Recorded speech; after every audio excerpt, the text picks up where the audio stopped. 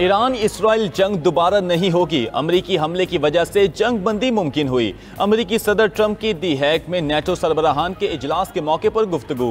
कहा ईरान से आइंदा हफ्ते बातचीत शुरू होगी, मुआहिदा भी हो सकता है। ईरान में फर्दो जौहरी साइट मुकम्मल तबाह हो चुकी। ईरान के जौहरी मकामात पर हमले इंतहाई कामयाब थे। ईरान जौहरी हथियार हासिल नहीं कर सकता। ईरान ने बहादुरी से जंग लड़ी। दोनों ने बहुत सख्त, बहुत शिद्दत से और बहुत पुरतशद्दुद तरीके से जंग की और अब दोनों मुतमईन हैं कि घर जाएं और पीछे हट जाएं।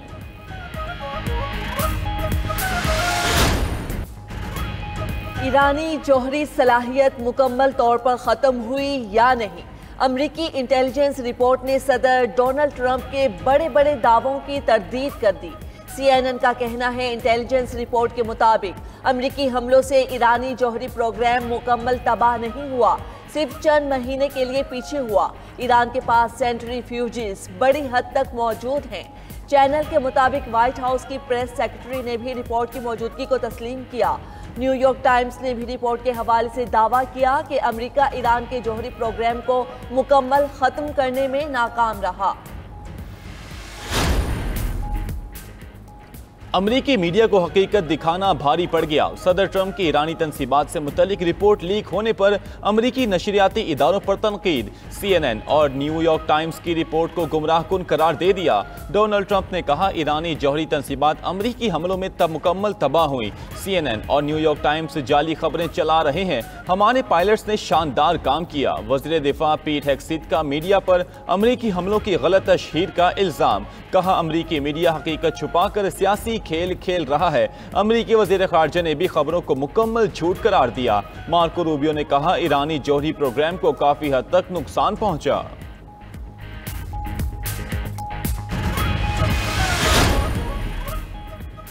इसराइल को आज तक व्हाइट हाउस में ट्रंप से बेहतर कोई दोस्त नहीं मिला। इसराइली वज़ीर आज़म नेतन्याहू ने ट्रंप की तारीफों के पुल बांध दिए। नेतन्याहू ने ईरानी एटमी प्रोग्राम पर ट्रंप का बयानिया भी दोहरा दिया। कहा कि अगर ईरान ने एटमी मंसूबे की दोबारा कोशिश की तो नाकाम बनाएंगे। अपने वजूद के लिए ईरान के दो खतरों, एटमी और मिसाइल मंसूबे को ख़त्म कर दिया। ईरान के खिलाफ तारीखी कामयाबी नस्लों तक याद रहेगी। जल्द रूस और यूक्रेन का तनाज़ा भी हल करा देंगे। अमरीकी सदर डोनाल्ड ट्रंप का दावा। मीडिया से गुफ्तगू में कहा, वो दुनिया में अमन मुआहिदे करना चाहते हैं। ये जंग रुकवाना बहुत मुश्किल है, लेकिन वो रूसी सदर से यूक्रेन जंग खत्म करने पर बात करेंगे। मुमकिना तौर पर पुतिन के यूक्रेन से आगे के इलाकाई आज़ाइम हैं। डोनाल्ड ट्रंप ने कहा, नेटो ममालिक मजमूई कौमी पैदावार का 5% दिफा पर खर्च करेंगे। अमरीका तनहा नेटो की मदद नहीं कर सकता, बल्कि नेटो के दीगर ममालिक को भी दिफाई बोझ उठाना होगा।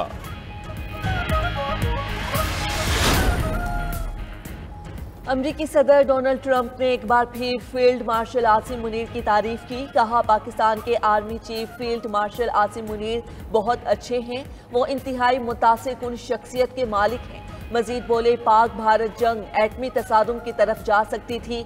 दोनों ममालिक से कहा, जंग छोड़ें, तिजारत करें। पाकिस्तान की सियासी और अस्करी क़यादत बहुत बहादुर और काबिल तारीफ है, जिन्होंने जंगबंदी के लिए फौरी रजामंदी जाहिर की।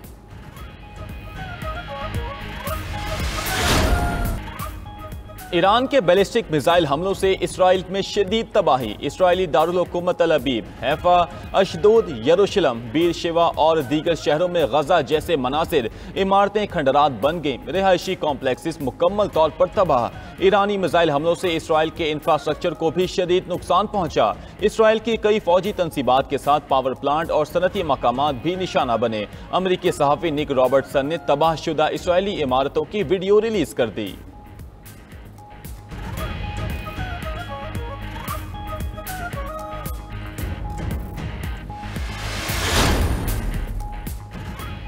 ईरान का फौजी कमांडर्स और जौहरी साइंसदानों की सरकारी एजाज के साथ तदफीन का ऐलान। शोहदा को इंकलाब स्क्वाड से आज़ादी स्क्वाड तक खराज अकीदत पेश किया जाएगा।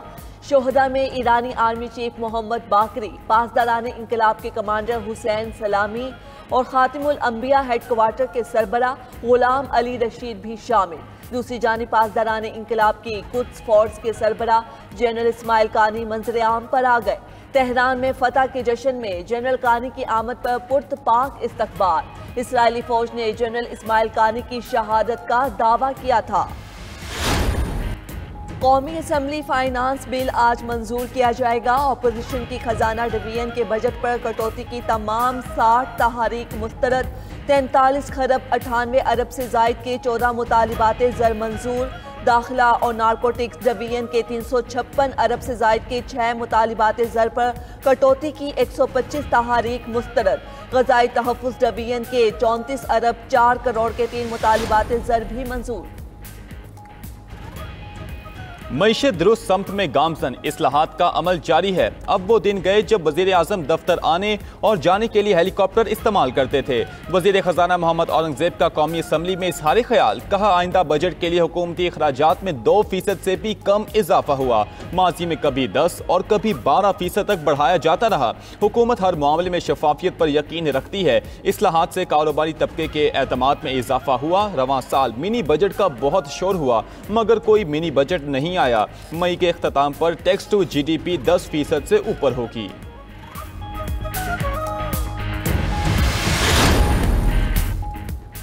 अपोजिशन का मुल्क में इंसानी हुकूक की खिलाफ वर्जियों का शिकवा। वफाकी वजीर इंसानी हुकूक आजम नज़ीर तारड़ ने कहा इंसानी हुकूक की वजारत पर कटौती की तहरीकों पर काश अपोजिशन कुछ ठीक होने की तारीफ भी कर देती। वजीर कानून ने कहा जेलों में मियाँ बीवी के हुकूक मुयस्सर कराना या मुलाकातें कराना कायमा कमेटी का काम नहीं। काश उन्हें फौजी तनसीबात पर हमले के मुल्जिमान को माफ़ करने का इख्तियार होता। काश वो तोशाखाना की करप्शन माफ़ कर सकते, लेकिन उन्हें ऐसा कोई इख्तियार नहीं तो वो क्या कर सकते हैं। वजीर कानून की तकरीर के दौरान अपोजिशन इसराइल की गजा में बर्बरियत जारी। मजीद 41 फ़लस्तीनी शहीद, मुतादिद जख्मी। फ़लस्तीनी हुकाम के मुताबिक सेहूनी फौज ने इमदाद के मुंतज़िर मजीद 14 अफराद को शहीद कर दिया। अक्टूबर 2023 से शोहदा की मजमूई तादाद 56,077 हो गई।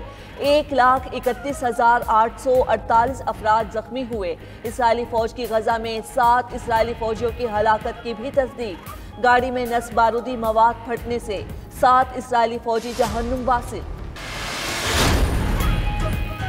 2035 तक नेटो ममालिक अपने जीडीपी का 5% दिफाई और सिक्योरिटी अखराजात पर खर्च करेंगे।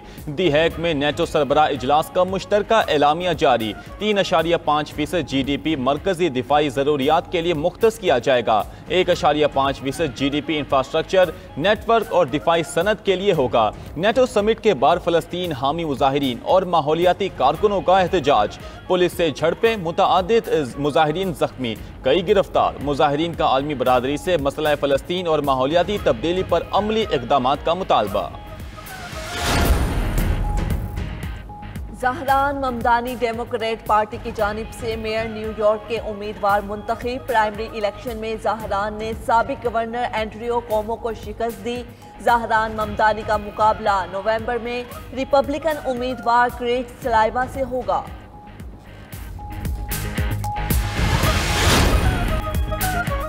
नए इस्लामी साल पर मस्जिदुल हराम में गिलाफ़े काबा की तब्दीली का अमल जारी। कस्बा फैक्ट्री से ट्रकों के जरिए गिलाफ़े काबा को मस्जिदुल हराम मुंतकिल किया गया। गिलाफ़े काबा की तैयारी में 1000 किलोग्राम खालिस रेशम का इस्तेमाल। गिलाफ़े काबा पर 120 किलो सोने और 100 किलो चांदी के धागों से आयत कुरानी की कशीदाकारी।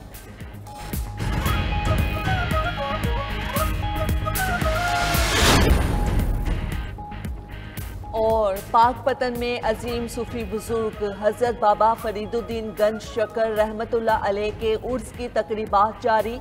दरबार को खूबसूरत लाइटों से सजा दिया गया। मुल्क भर से ज़ायरीन की आमद, कवाली का सिलसिला भी जारी।